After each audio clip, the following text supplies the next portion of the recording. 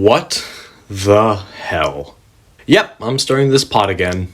Okay, before you comment about this being discussed already, let me just say I'm not just talking about Overwatch 2's PvE cancellation. We'll get to that part soon enough. But I'm also talking about the history of Man vs. Machine and the development of the modes of both games. Before we jump into this, I'm curious to know, what other topics would you be interested in seeing me cover? Leave some suggestions down in the comments below. Okay, let's begin. Many players out there have participated in the age-old debate of whether PvE or PvP is the superior game mode. Now, not to throw my hat into the ring too much, but I've always preferred PvE to PvP. There have been countless threads online debating which is better and why, be it getting lost in a world surrounding you as you delve into its history and learn the secrets buried beneath the surface, or the thrill of getting that sick clip that you can share with your friends as you kick the other team's butts when you're outnumbered 3-1.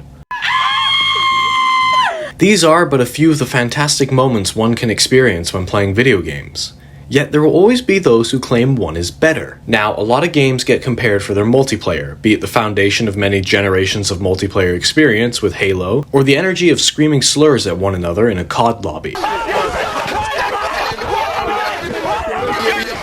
The experience is what defines your enjoyment. Yet there is an entirely different camp in this debate, the PvE audience. They will debate their game's stories for hours, be it the story itself, how it's presented, the world around you as you play, or the lore itself. But there's a lot of crafting that goes on into building these experiences, and that's what I want to touch on today. How Man vs. Machine and Overwatch 2's PvE experience was crafted and received by the public. Let's start with TF2 and its PvE game mode Man vs. Machine. Man vs. Machine, commonly abbreviated as MVM, is a co-op game mode released in the Man vs. Machine update. In this game mode, a team of up to 6 players attempt to prevent a horde of AI-controlled robots from escorting a bomb to the drop point located in Manco facility. During the game, players can purchase upgrades for their weapons and various abilities for themselves, such as various damage resistances, movement speed modifications, and improved health regeneration, using currency obtained by killing the robots, called credits. The main mechanic of this game mode is that the AI-controlled robots attack the defending team in waves. The player's objective is to try and prevent the robots from successfully delivering a bomb to the player's base, somewhat similar to the payload, though the bomb itself is carried in a similar fashion to intelligence. Most robots provide the players with credits when destroyed, in the form of dropped cash piles of various sizes. When a player collects one of these cash piles, the resulting credits are awarded to all players. These can be used at the upgrade station to upgrade their weapons and class abilities. If the player loses against the robots, the game restarts from the beginning of the wave that the players lost, until the players complete the wave successfully. This can occur as many times as necessary. Players may also vote to restart the map entirely. Most of the robot horde is made up of plain robotic versions of the 9-player classes, typically using basic or mediocre weaponry. However, there are also a number of special robots with unique abilities and/or weaponry. For the sake of identification, all human players are placed on the red team,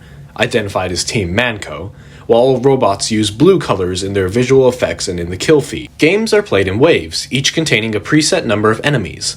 Various support classes can also spawn periodically until the wave is over.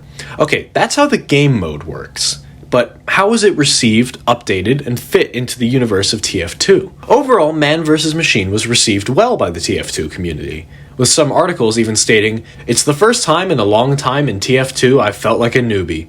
Craig Pearson, Rock Paper Shotgun. The game mode was released on August 15th, 2012 with the Man vs. Machine update. With any new game mode, there were bound to be bugs that would quickly be patched up in a follow-up patch a few days later. So Valve was listening and paying attention to the issues in the game mode. That's good. Someone should be taking notes. Surprisingly, patches continue being added to this very day, the latest being as of March 20th, 2023. There are, of course, still a few bugs here and there that aren't patched, all listed on a Wikipedia article, but the fact Valve is continuing to support the game mode says enough on its own. Regarding the in-universe reason as to why this game mode exists, the story goes a little something like this. In the comics Blood Brothers and A Fate Worse Than Chess, Redmond and Blutarch Mann come to a truce, only to discover about their long-lost brother, Grey Man, who kills them shortly after. In the latter, Saxton informs Red and Blue that they're out of a job, and rehires them as a united force to combat Grey's robot army, beginning Man vs. Machine. Grey Man wants to take over Manco, and the Mercs need to stop him. Overall, the game mode requires a lot of strategy and communication between the classes and your teammates.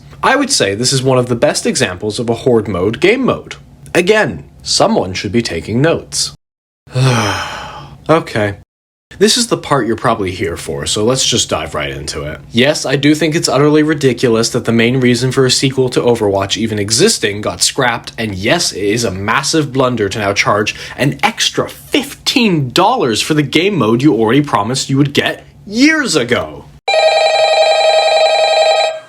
Wait, hang on a second, guys. Yellow?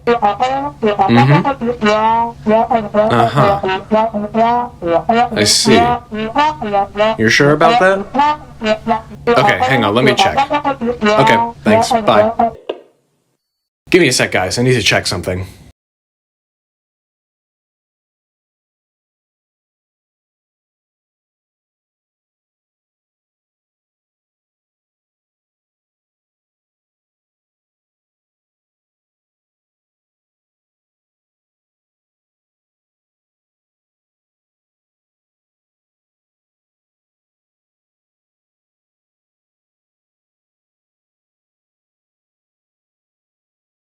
What? You have to pay to permanently have access to this game mode? Are you kidding me? So you're telling me that after delaying this thing for years and outright canceling the experience, you're now having to pay extra just for it to stay around once the season's done? Who let a Bungie employee into Blizzard? I want a name, damn it! Okay, let's calm down for a second and start from the top. Back in 2019, we got the announcement for Overwatch 2 and its big new story mode, PvE. Before, we've had events and mini story modes tied into seasons, but this is completely separate. You could choose what missions you would want to do in what order. You could upgrade skill trees for your heroes and so much more. It was exciting, it was fresh, and it could potentially even rival Man vs. Machine. Oh, the possibilities! I'm so excited, I can't wait for this to... They canceled it. They fucking canceled it. Oh, and get this, you gotta pay an extra $15 just for the first 3 story missions. Not the whole story, just the first 3 missions. So yeah, have your cake and eat it, you greedy little bastard. Game director Aaron Keller published a blog in which he apologized for the seemingly sudden cancellation of a portion of Overwatch 2's PvE content. The blog also shared some details about the origins of Overwatch PvE, the shifting visions for the content, and why the team decided to axe it. Hero Mode was essentially a single-player version of Overwatch. Keller described it as a game mode that allows players to upgrade individual heroes through talent trees, providing a deeply replayable version of PvE in Overwatch 2. Keller explained that the Hero Mode has been in development since Overwatch's launch in 2016, and that apparently it was part of the vision the team had for Project Titan, the cancelled FPS MMO from which Overwatch was born. So yeah, RIP Titanfall 3. When we launched Overwatch in 2016, we quickly started talking about the next big iteration could be, he wrote. Work began on the PvE portion of the game, and we steadily continued shifting more and more of the team to work on those features. Keller said that as development continued on the Hero Mode, the scope simply just grew too big. We were trying to do too many things at once and we lost focus, he wrote. We had an exciting but gargantuan vision, and we were continuously pulling resources away from the live game in an attempt to realize it. Okay, so it grew too big in scale. So why not scale it back? Well, as development on Overwatch 2 continued, the team made the decision to essentially bifurcate the game's release rather than continuing to delay it. That was until it was outright cancelled and replaced with the greedy doppelganger we know today. Okay, so what was this game mode going to contain? It would have had new hero abilities, co-op attacks, and a level progression system. All of these things could be used in PvP, giving an incentive way to play the PvE mode. Hey guys, this is post-narration me. This is me while I'm editing. I just wanted to point out a little mistake I made in the script, so haha. But you cannot use the abilities in PvP. This is just strictly for PvE, and you're upgrading as it goes in PvE only. So yeah, I'm stupid. Thank you for listening. This is a good idea. Gets players playing all aspects of the game. But nope, Blizzard wanted to have their cake and eat it too. So now you have to pay $15 just to access the thing and keep it when the season is over. Or you can pay an additional $40 to get some Battle Pass skips, 2 new skins, and store credit. I just... Why? Okay, tangent over. Let's compare the two. It's not hard to see which of the two is the superior option. which, funnily enough, would have been Overwatch 2. Hang on, keep your wigs on, let me explain. Don't get me wrong, Man vs. Machine is such a fun game mode, but it's also isolated and doesn't really tell you the story of why you're there outside of sources that you have to go on the hunt for outside of the game. In Overwatch 2's story mode, you would have learned more about the world and those you fight with/against, and its hero mode would let you upgrade your characters and use these abilities in multiplayer, plus they'd be replayable. This is such an amazing thing and would have been so sick and would make MVM look like a bland horde mode. But alas, that is not what happened. So let's compare some stats. The coolest concept goes to Overwatch 2. Actually being released goes to Man vs. Machine. The story goes to Man vs. Machine only because we actually got it. Mechanics go to Man vs. Machine. And finally, the presentation goes to Man vs. Machine because it was actually released and Valve was honest with the development of the mode.